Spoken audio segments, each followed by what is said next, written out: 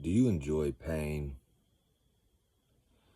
Do you enjoy suffering? Do you enjoy pain and suffering? Well, do I have the product for you? Check out the Atlanta Falcons. Come, be an Atlanta Falcon fan. And then you can have all the pain and suffering one can endure. As a sports fan, as an NFL team fan, all Atlanta Falcon diehard fans, all loyal, GA faithful Atlanta Falcon fans have to love pain and suffering as much as I do. Or we would have just switched teams, been a bandwagon fan, let's Pittsburgh Steelers. That's a good organization to root for. Yeah. I mean, you don't got to be from Pittsburgh. You just like a winner and then go to Pittsburgh. Oh, there was a lot of bandwagon New England Patriots fans. They all kind of disappeared now that Tom Brady's gone. Well, what's another franchise where the Dallas Cowboys, the Atlanta Falcons beat them pretty convincingly, so you know how their fan base is feeling, but a lot of bandwagon fans, never been to Texas, but are Dallas Cowboy fans.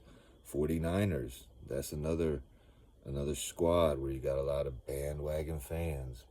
Loyal fans for every base, but pain and suffering, Atlanta Falcons, if you got broad shoulders, if you can bear to withstand watching some things that just blow your mind week in and week out, be an Atlanta Falcon fan for 5-10 years at least, and then you'll know what I'm talking about. So I've been dropping one word to describe each game. The game against the Denver Broncos, disgraceful. Disgraceful is the word I'm going to use.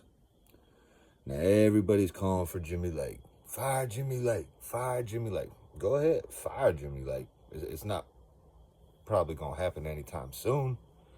Raheem Morris, I like the positive attitude. I like the positive energy. That's what I'm about on my channel. ATL.GA.FAITHFUL. I'm about positivity. I'm about thank God works. But, you have to do your part. You have to put in the work. Are the Falcons team just ready for this bye? Because they're hurt and injured? I think I heard Raheem Morris say that. I think I heard Raheem Morris say, hats off. Hats off to the Denver Broncos. No, sir. If I had to think, let's see, this is how I think it went in the Atlanta Falcons locker room with Raheem Morris before we played the Denver Broncos. After just losing a terrible game to the Aints, our most heated rival, we thought we were sitting good on top of the division. Now, I was joking with the coworker who also has a team in the NFC South, the Carolina Kitty Cats. I'm like, it could just come down to a four-way 7-10, everybody in the division 7-10, which would be absolutely hysterical and disgusting and nauseating at the same time. But I wouldn't put it past the Atlanta Falcons to start off good and then just totally collapse. Oh, we've seen it before. All Falcon fans know what I'm talking about. I'm tired of it. You know how bad it irks me to where it's like all the other fan bases are like, oh yeah, the Falcons are doing good, but they're going to Falcon. Just wait for it. It's coming. Nah, man, this time's different. Oh, wait a second. Hold on. Is this time different? Have we been bamboozled again? But anyway, going back, I think I said the word for the game was disgraceful, right? Because we just got our asphalt beat down, and I could give a Buford damn about injuries. Miss me with that, all right? Embarrassing is another good word. people have been talking about how Raheem Morris said out-efforted, out-physicalated, whatever you want to call it, man. And I've been, I don't even like to do this, but Richie Grant, man, that was not a good look for you. Clark Phillips wasn't a really good look for you, and I've been a big advocate of Clark Phillips.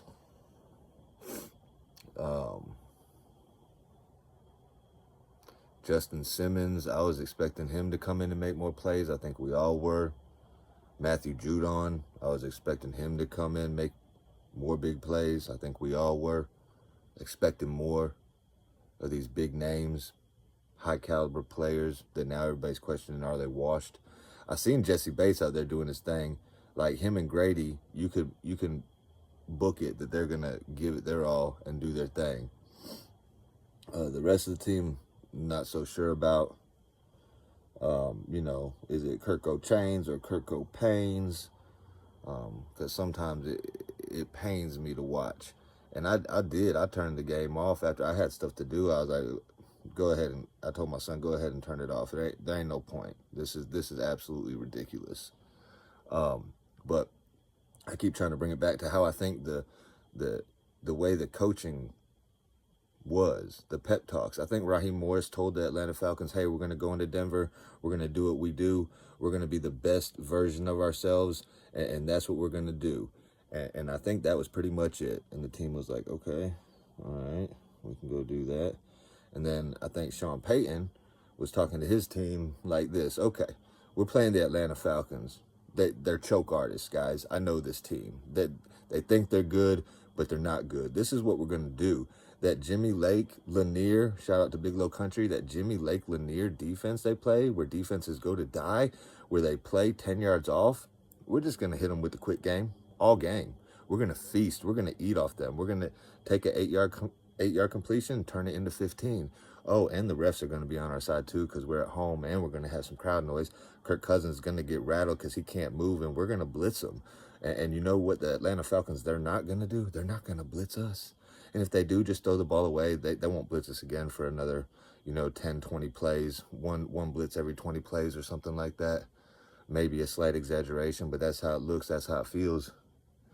And Sean Payton told the Broncos, we're going to smash them. We're going to take what they give us, and we're going to make them miss a tackle, and we're going to smash them. And they're not going to do nothing about it. They're not going to make any adjustments. Watch. And that's exactly what happened. I feel like that was the passion of the two coaches and teams. Our coach is telling our guys, we're going to go.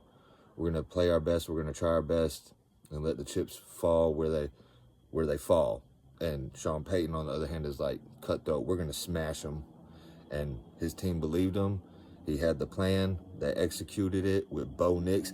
And I don't know why everybody's surprised that Bo Nix came out and did his thing.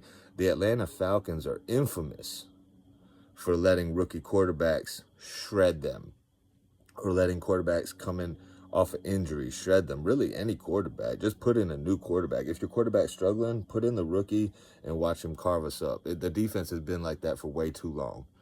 And if we fire Jimmy Lake, if somehow that happens, I don't want Raheem Morris taking over calls on the defense, because Raheem signed off on Jimmy Lake, y'all. And I like Raheem. I think he's a good coach, and I appreciate a lot of work that he's done.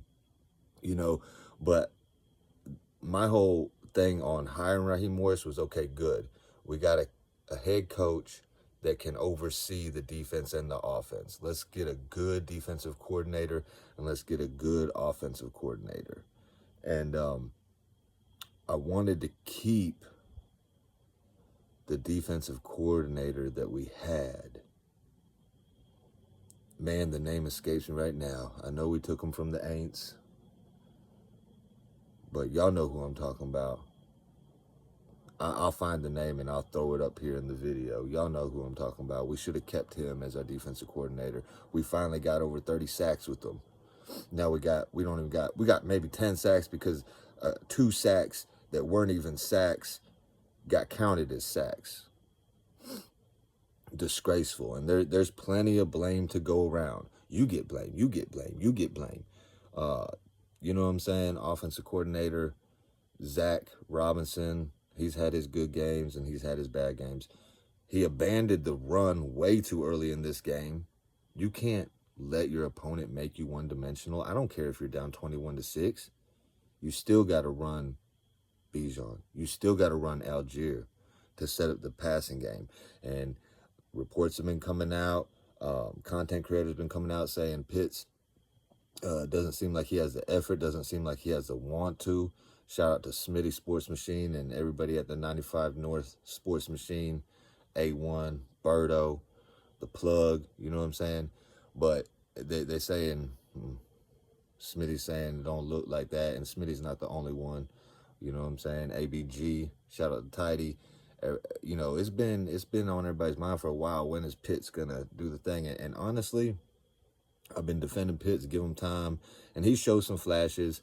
But really, when you look at Pitts and you listen to him talk, if you watch any interviews that he does and just his demeanor, it does seem like he's collecting a check, and he'll make some plays every now and then to kind of keep him, you know, relevant a little bit. But it seems like he'd rather be on the golf course. It seems like he'd rather be doing his podcast, The Pit Stop, talking about racing cars.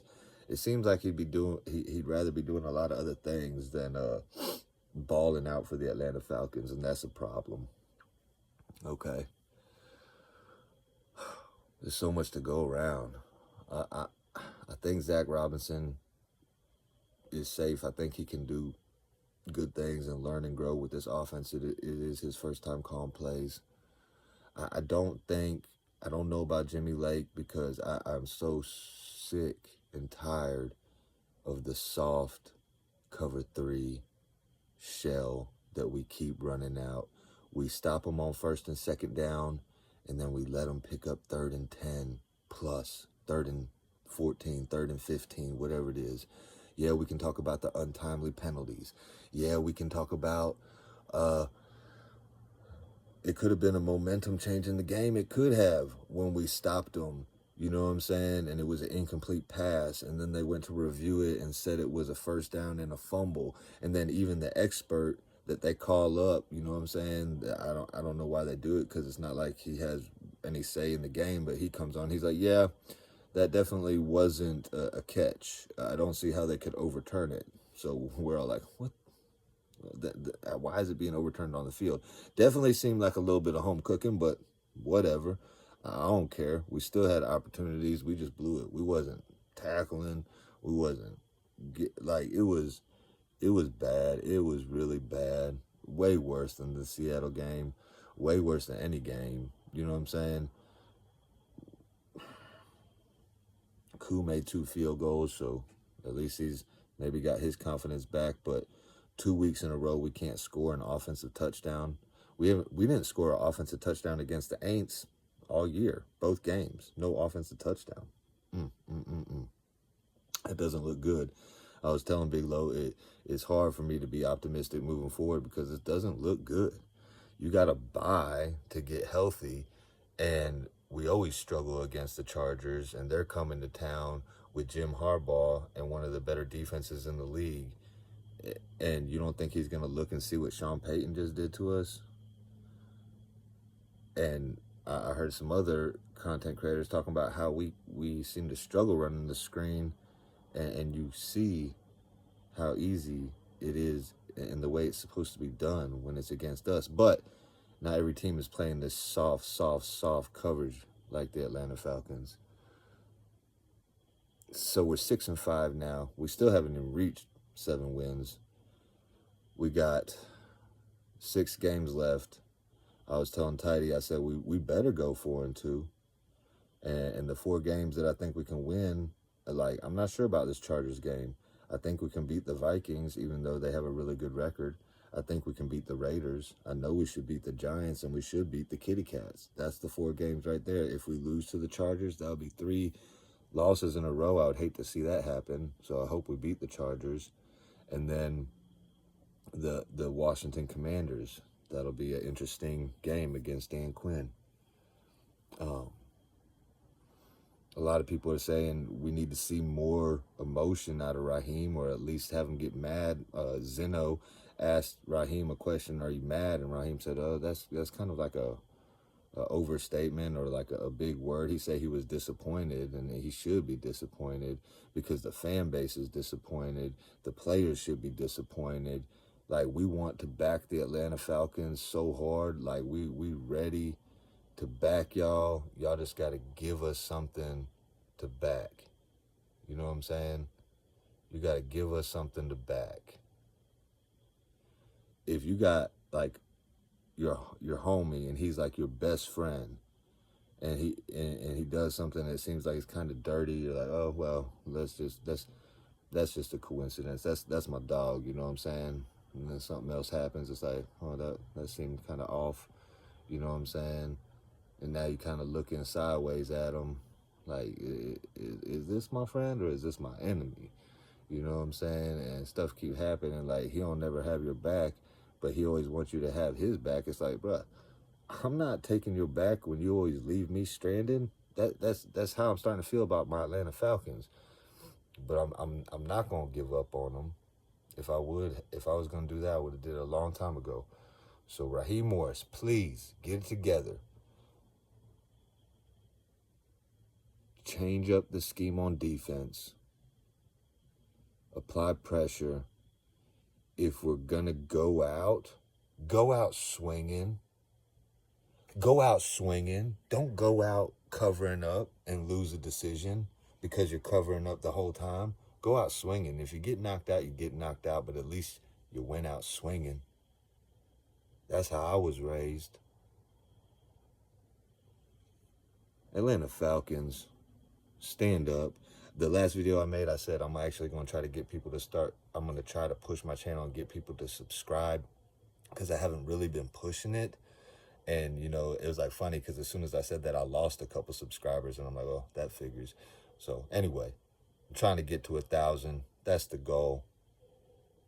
Like the video, share the video, hit the notifications if you is subscribed, and let's talk.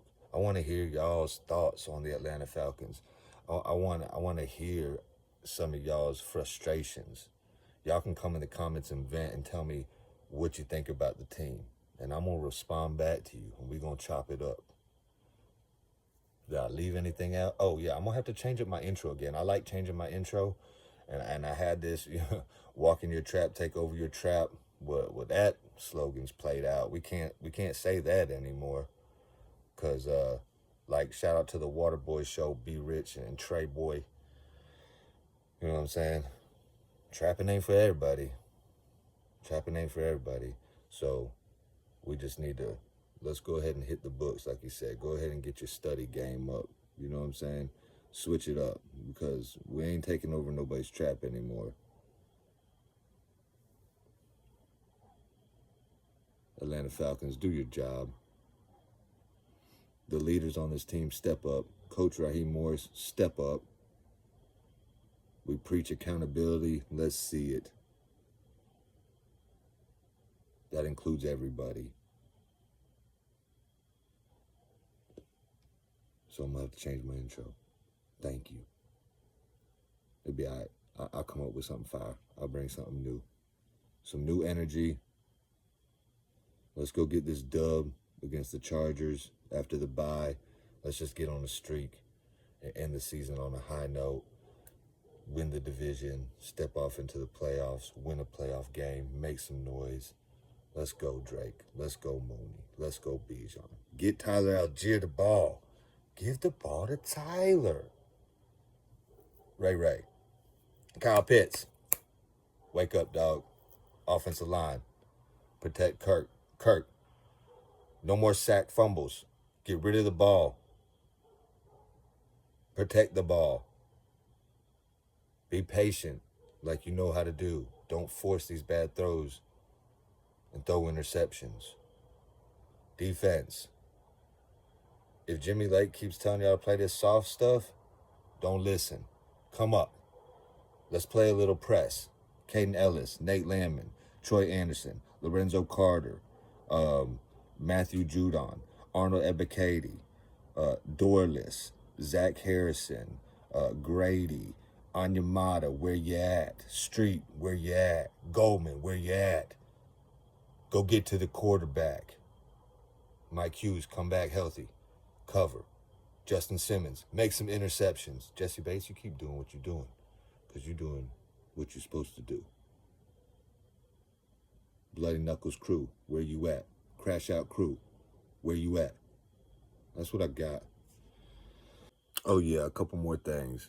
Red alert defense, it is no more. If it is red alert, it's not in a good way. It's red alert, like we need to switch this defense up. Something's got to change.